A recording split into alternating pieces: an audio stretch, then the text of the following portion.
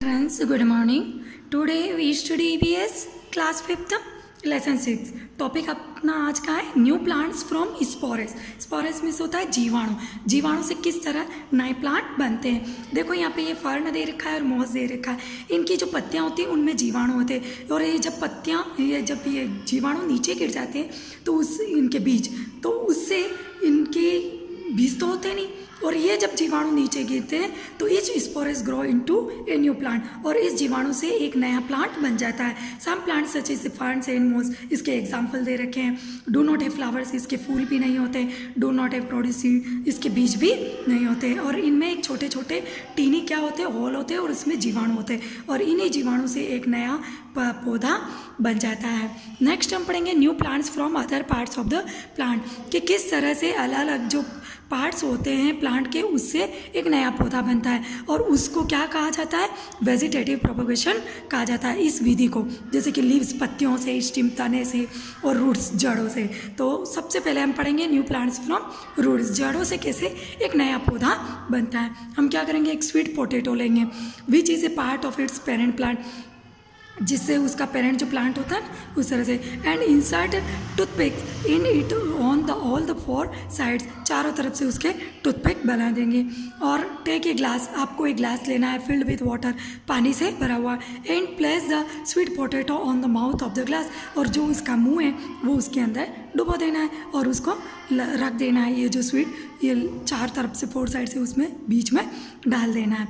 Lower part of the sweet potato remains emerged in water, ये पानी में emerge हो गया. Put this glass at a place where it gets fresh air in sunlight, अब इसको सूर्य का प्रकाश भी मिल रहा है, हवा भी मिल रही है. आफ्टर ए फ्यू डेज, कुछ दिन बाद, रूट्स केम आउट, जड़ें इसकी बाहर आ जाती है. आउट द स्वीट पोटैटो, यानी कि उस जो आलू होता है मीठा उसके अंदर. सून ए स्मॉल प्लांट ग्रो आउट, और धीरे धीरे एक प्लांट भी बाहर आ जाता है, उस अपने को दिखाई देता है. We see the root of a plant producing a young plant, तो ये किससे हुआ, उसकी रूट जड़ों से हुआ. Root of a plants like dahlia है ना, एस्परगस, ये सारे इसके एग्जाम्पल है. इसकी भी जड़ों के कारण ये नए प्लांट होते हैं. नेक्स्ट है new plants from underground stem.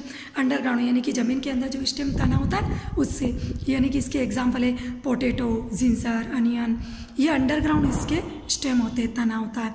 Food is storeyed in this stem, जो भोजन होता है ना वो इनकी तने में इकट्ठा हो जाता है. The underground stem of potato is called tuber, और जो इसका अंडरग्राउंड स्टेम होता है तना पोटैटो का, उसको ट्यूबर भी कहा जाता है. ट्यूबर मीन्स नली जैसा. पोटैटो एंड जिंजर जो होते हैं इसके बर्ड्स होते हैं, ये इसका बर्ड होता है और ये इसकी आई होती है.